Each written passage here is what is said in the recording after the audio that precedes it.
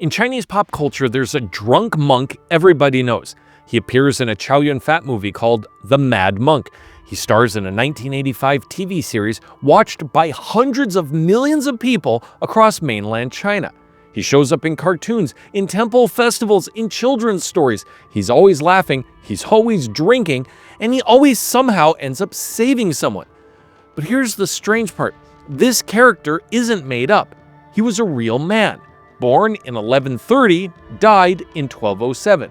And his real life is stranger than anything in the movies.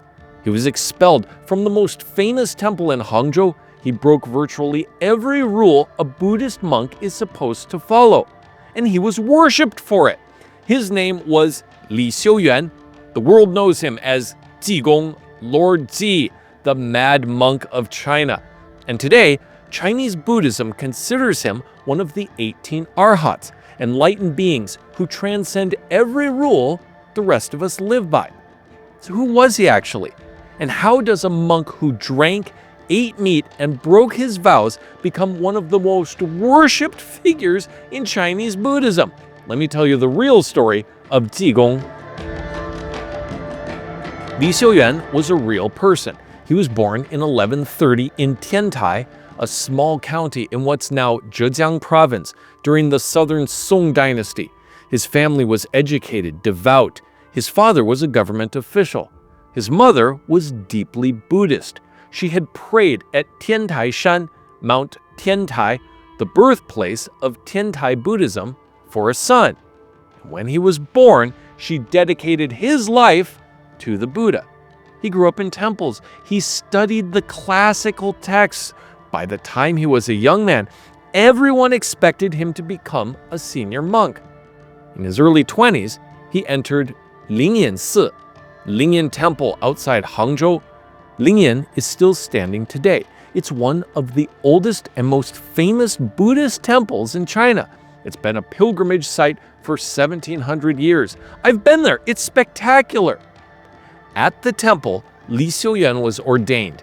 He was given the Dharma name, Dao Ji, the one who saves the way. It was a serious name, a weight of expectation.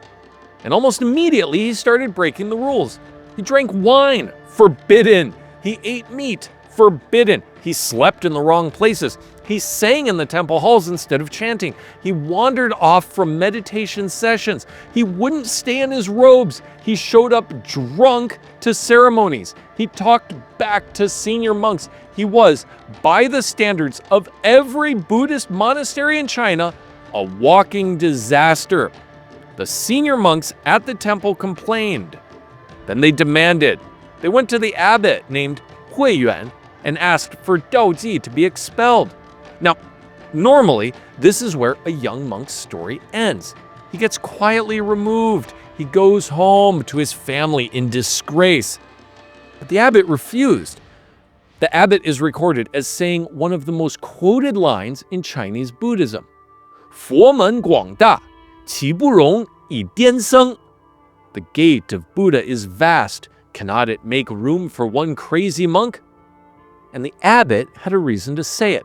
Because Dao Ji, for all his drinking, for all his breaking of the rules, kept doing things nobody could explain. He healed a sick villager by blowing smoke on them. He guessed a traveler's dead mother's name without being told. He walked out of a locked room. Small things at first, the kind of things that could almost be coincidence. But they kept happening. Dao Ji was moved from Lingyan to Jingci, the Jingci Temple outside of Hangzhou. Jingci is also still standing today. You can visit that one too. And at Jingci, the folk tradition says Dao Ji began to do the things that would make him, for the next 800 years, the most beloved Buddhist monk in Chinese civilization.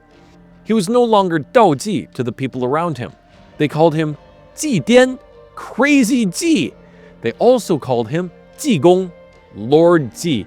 And most of all, they remembered him for the one line he kept repeating, usually after a long drink from his wine gourd. 酒肉穿肠过，佛祖心中流. Wine and meat pass through the stomach. The Buddha stays in the heart. 10 Chinese characters. They became one of the most famous lines in all of Chinese Buddhism. And you have to understand them before any of the rest of this story makes sense. He wasn't saying you should drink. He wasn't saying you should eat meat. He wasn't saying the rules were wrong. He was saying something much harder. He was saying the rules are like training wheels. They exist to get you to a place where you don't need them anymore. A real Arhat, a fully enlightened being, has gone past the forms that hold ordinary monks. He has arrived somewhere the rest of the monastery is still walking toward. Ji Gong was claiming he had already arrived. And over the next few decades, he spent his life proving it. The folk tradition of Ji Gong is enormous. Over the centuries that followed his death, stories about him were collected, novelized, staged in operas, turned into comic books, and eventually made into that 1985 TV series. Depending on which version you read, there are hundreds of Ji Gong stories, but they all fit a pattern. The first pattern is the magic fan. In one of the earliest recorded stories, a Taoist priest named Sun Daotong recognized something in Ji Gong that nobody else saw. He waited for the drunk monk after a temple ceremony, and he asked him quietly, respectfully, who he actually was. Ji Gong laughed. He didn't answer, but before he walked away, he took the ragged paper fan from his belt and gave it to Sun Daotong. Just the fan. No words of power, no ceremony. A broken fan a drunk had been using to keep flies away. Sun Daotong kept it. And the fan, according to the tradition, carried supernatural power, protection from fire, protection from harm, the ability to call rain. That fan became Ji Gong's signature object.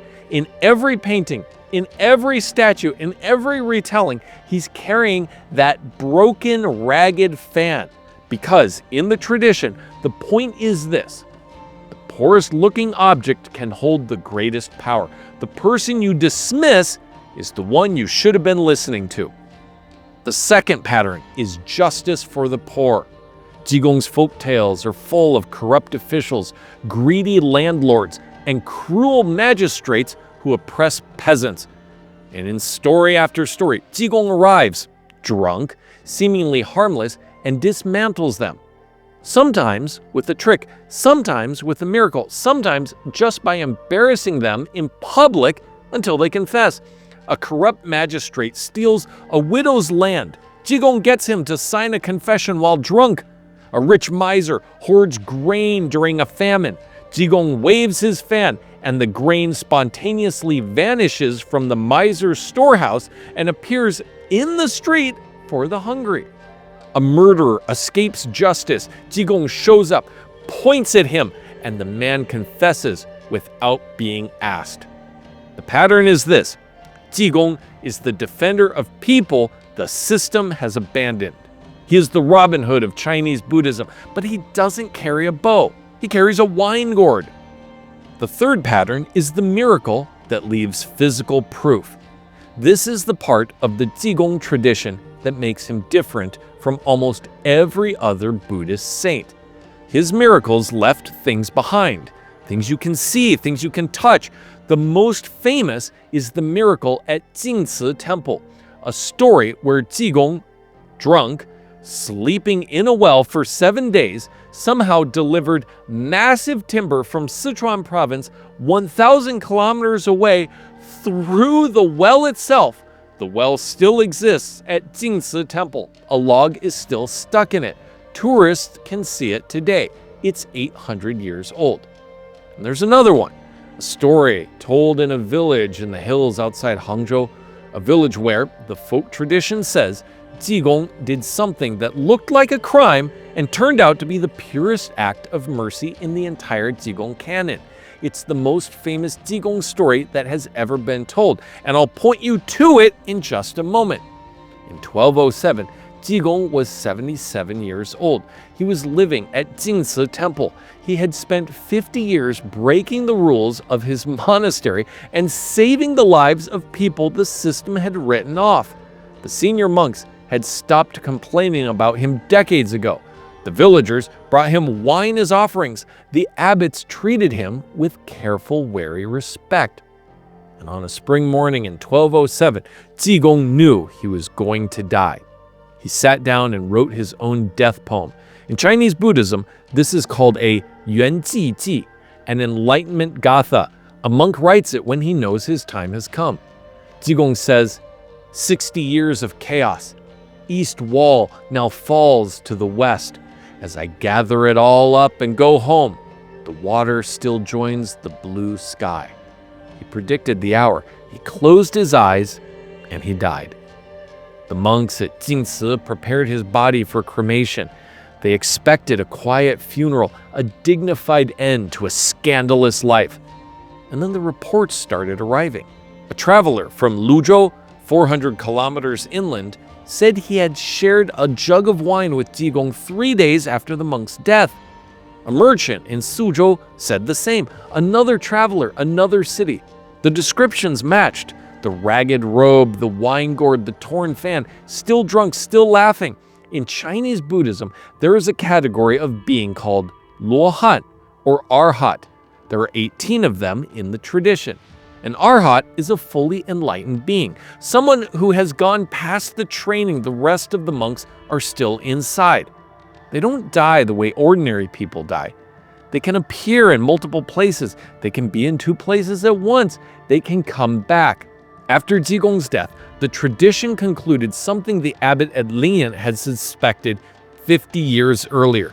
Ji Gong hadn't been a scandalous monk.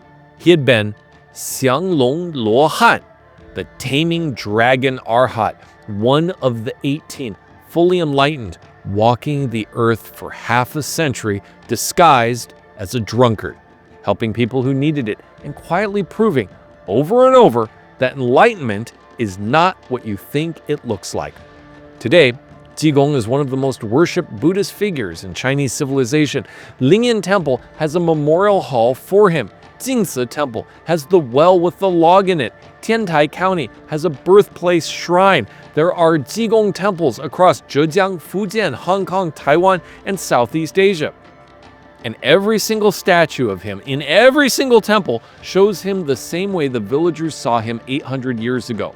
Drunk, laughing, disheveled, wine gourd on his hip, torn fan in his belt. The tradition never cleaned him up because the point is the contradiction. Now, I told you earlier, there's one Ji Gong story that stands above all the others. The one the villagers in the hills outside Hangzhou have been telling for 800 years. The one where Ji Gong did something that looked like a crime and turned out to be the most protective act in his entire life. It's the story that finally makes you understand why he broke every rule. Click on your screen right now to watch it. And for those of you still watching, the secret password is well. Start your comment with that word and I'll respond to you. And until next time, 再见!